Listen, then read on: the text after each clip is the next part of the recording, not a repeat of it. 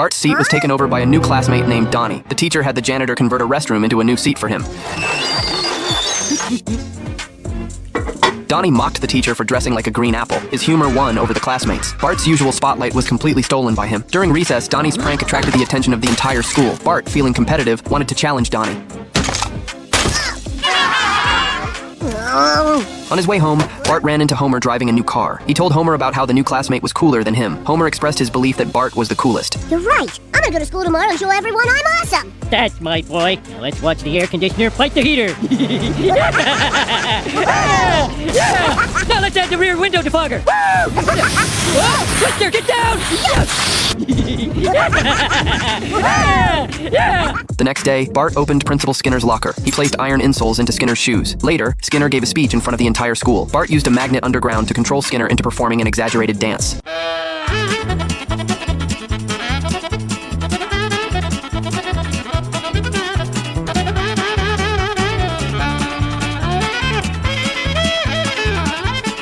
After pulling this off, Bart regained his classmates' affection. He hid in the bleachers surrounded by his classmates. At that moment, Skinner returned to the stage. He vowed to find whoever did this prank. If no one confessed, he would make school punishments even more severe. Principal Skinner, I did it. Skinner sent Donnie to the office for punishment. Bart didn't understand why Donnie was taking the fall for him. It was because Donnie liked Bart's style. Bart considered Donnie his good friend. Come see me when you get out. Skinner brought Donnie to the office, but he didn't actually punish Donnie. It turned out Donnie was an undercover informant that he and Chalmers had planted next to Bart. We're gonna put Bart Simpson away for a long, long time. Skinner told Donnie he must gain Bart's trust. Many previous informants had failed. I'll get you the goods on this Simpson kid. You have my word as a snitch. Skinner saw Bart coming. He pretended to scold Donnie. Bart took Donnie away. He brought Donnie to his prank squad. Bart took out the group's precious blue candy and gave it to Donnie. Both of their tongues turned blue. Bart also gave Donnie a bag of blue candy. Now that we're buddies, I can let you in on some of the cool scams we run at school. Donnie officially became a member of Bart's prank squad. The next day, Bart and Donnie hid outside Skinner's office window. Bart had Milhouse and Nelson distract Skinner.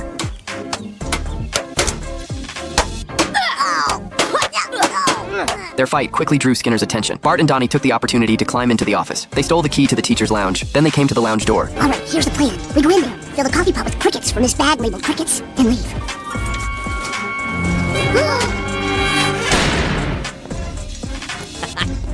After that, Donnie pretended to prank the principal with Bart, but in reality, he was passing information to the principal. This caused Bart's subsequent pranks to always fail. Moreover, Bart would get pranked himself. These recent abnormal incidents troubled Bart greatly. He didn't understand how Skinner could see through his pranks. At this point, Janitor Willie told Bart something important. Skinner's gotten to someone close to ye. A rat. Who is it? I don't know, but Skinner's going to meet a rat right now.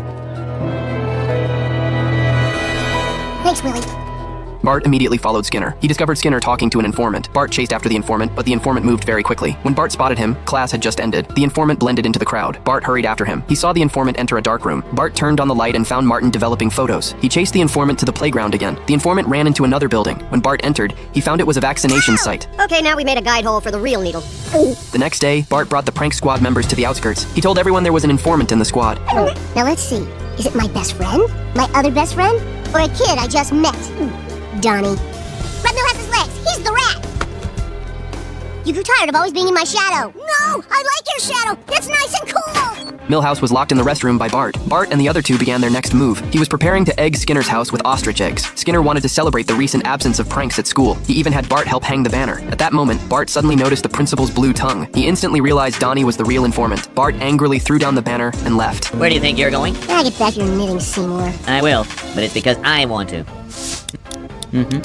That evening, before the plan started, Bart wanted to take his companions to another location. They came to Willie's storage room. Bart was going to expose Donnie here. You're the rat. No, you got it all wrong. Skinner's tongue was blue. Blue from the vines you gave him. Why'd you do it, man? It turned out Donnie had his own difficulties. He grew up in an orphanage. That day, Skinner and Chalmers came to the orphanage looking for an informant. Chalmers took notice of Donnie outside the window. Donnie was also forced to agree to be an informant. You were like a brother to me. We were gonna take woodshop together and make nunchucks. I know. That would have been cool. Nelson reminded Bart not to forget the new prank plan. Bart was going to blow up Skinner's office with Mentos and cola. Now imagine that times a million. At that moment, Skinner and Chalmers suddenly appeared. Nelson abandoned Bart and ran away. Skinner caught Bart in time. What are you doing here? It turned out he had another informant. That was Janitor William. Willie said Skinner could give him the most important thing, an elementary school diploma. Chalmers was now going to send Bart to the strictest juvenile detention center. Just as Bart was about to be taken away, Donnie felt extremely sorry for Bart. So he pushed the box containing Mentos toward the cola boxes. The storage room exploded. Donnie rescued Bart. Well, I guess we're even. What are you gonna do now? What I always do? Survive. Hey, we should get together sometime. You know, to make nunchucks. Sweet. Oil was incredibly discovered underground at Springfield Elementary School. Large amounts of oil gushed out, ultimately breaking straight through the school's roof. When Burns learned that oil had been found at the school, he immediately began plotting his scheme. The school finally completed the oil well, and student representative Lisa pressed the switch on the oil pump. So many people had been waiting for this moment to realize their dreams, but in the end, only a single drop of oil came out. Someone else has tapped this well! Ay caramba! It turned out that Burns had been sabotaging everything behind the scenes. He used a longer oil pipe to steal the oil. Soon, oil gushed out from his pipeline, and the tremendous force directly knocked over the Simpsons' treehouse. This resulted in Bart's favorite dog being hospitalized, likely requiring a vehicle for transportation for the next 2 months. Bart swore to find the culprit. The school was surrounded by people whose dreams had been shattered. To pay for the oil extraction costs, the school also had to cut expenses. I'll kill that Mr. Burns! And wound that Mr. Smithers! Out of my way! Due to Burns' exploration while frantically extracting oil, the land above the oil well became extremely unstable. This caused the area where the nursing home was located to collapse directly. Even Moe's Tavern became unbearably foul-smelling because of Burns. People would become disoriented without even drinking alcohol. Moe's bar was even temporarily shut down because of this. The angrier Moe got, the more he pulled out his gun to settle the score with Burns. Burns' operation made him filthy rich. The town's residents all hated him intensely. Even so, Burns wasn't satisfied. Next, he planned to block out the sun, because the sun provides free energy to people. If he blocked the sun, Springfield would need the nuclear power plant even more. Smithers really couldn't stand it anymore and urged Burns to stop, but unexpectedly, Burns fired him outright. I'll do no such thing! You're fired! Regarding Burns' plan to block the sun, Springfield residents urgently convened a town meeting. Each of them even brought guns to the meeting. Burns' behavior not only caused people to lose their jobs, but some even lost their homes. People were all indignant about this. At that moment, Burns showed up uninvited, standing at the door and stirring things up. Then he took out a remote control and pressed the switch. A large metal disc slowly rose up, perfectly blocking the sun. At 3 p.m., Springfield turned into night. Hello, lamppost. What you knowin'? I've come to watch your power flowing. Burns walked smugly down the deserted street. The hand of fate quietly reached out toward him. He walked into an alley, and shortly after, gunshots rang out from inside. Burns clutched his chest and staggered a few steps, collapsing painfully onto a sundial. Due to poor lighting, no one saw who the shooter was, but everyone knew full well that everyone present was a suspect. Currently, the biggest suspect was Smithers. He was drunk and seemed capable of doing anything. He even began to doubt himself because he had a gun on him. Mr. Burns, what have I done?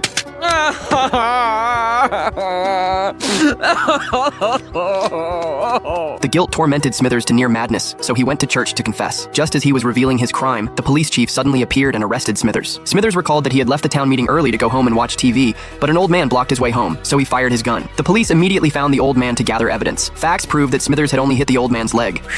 Thank God.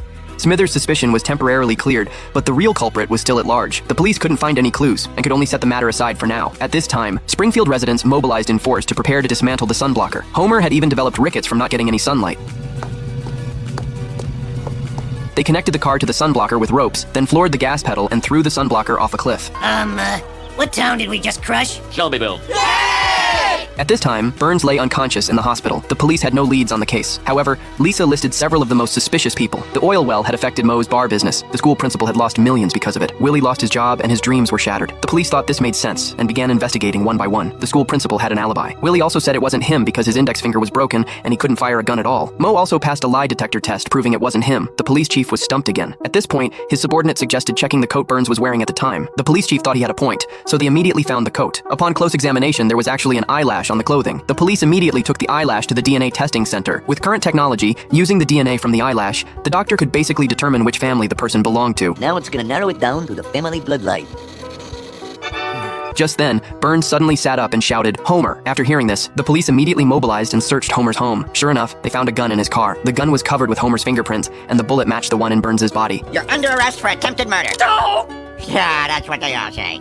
They all say dough. Homer was arrested for attempted murder. On the way, the police chief bought some fast food, but he was too lazy to get out of the car and just reached for it. Homer happened to be sitting on this side, and their combined weight flipped the car over. Homer also managed to slip away because of this. At this moment, Homer quietly snuck into the hospital, preparing to kill Burns. After learning the news, the police immediately rushed to the hospital. They just saw the brutal Homer committing the crime, but Burns stated that it wasn't Homer who fired the gun, but Maggie. That day, he saw Maggie holding candy, but Smithers wouldn't let him take candy from a child's hand, so Burns took advantage of his absence to go after the child. During their struggle, Burns' gun fell out of his clothes, and then the gun went off. Now the truth was revealed. It was just an accident. Marge also stated that Maggie didn't mean to do it. Besides, she didn't mean it. It was an accident.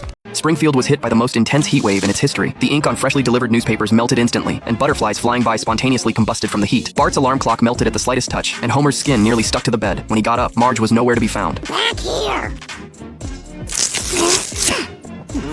The town's elderly residents were so hot they came to the morgue to cool off. Springfield's residents cranked their air conditioners down to the lowest setting, causing the circuits to overload and spark. Burns's nuclear power plant was also running at maximum capacity. If one more appliance was turned on, the entire power grid would collapse. At that moment, the Simpson family was swaying along with their electric fan. Homer had a sudden inspiration: create a winter atmosphere and they wouldn't feel so hot. So he immediately plugged in his Santa Claus decoration. Within moments, the lights in the house began to flicker. Homer's action caused a blackout across all of Springfield. The traffic lights on the street went dark. Lenny and Carl couldn't see each other, and their cars crashed into the department store. I don't hear an alarm. Let's take stuff. Whoa, isn't that stealing? No, it's just looting. Sweet, let's go nuts!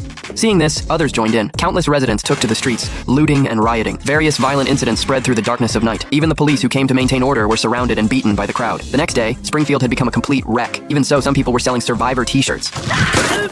Remember me as a hero. Springfield citizens gathered at City Hall to protest collectively. Everyone believed it was Chief Clancy's incompetence that led to the violent incidents. They demanded the mayor fire Clancy and replace him with someone capable of protecting Springfield. Faced with the angry crowd, the mayor had no choice but to agree. Meanwhile, the Simpson family also suffered a burglary due to the power outage. Lisa's collectible doll was stolen. Homer used the traces left by the suspect to sketch a portrait of the culprit. He then discovered a hat left behind by the thief. Following this clue, he tracked down the hat shop owner. Just then, a local thug happened to come in to buy a hat. Homer reasonably suspected he was the thief. After shaking him down, the doll fell out from under his clothes. Well, think again, son. You're going to juvie.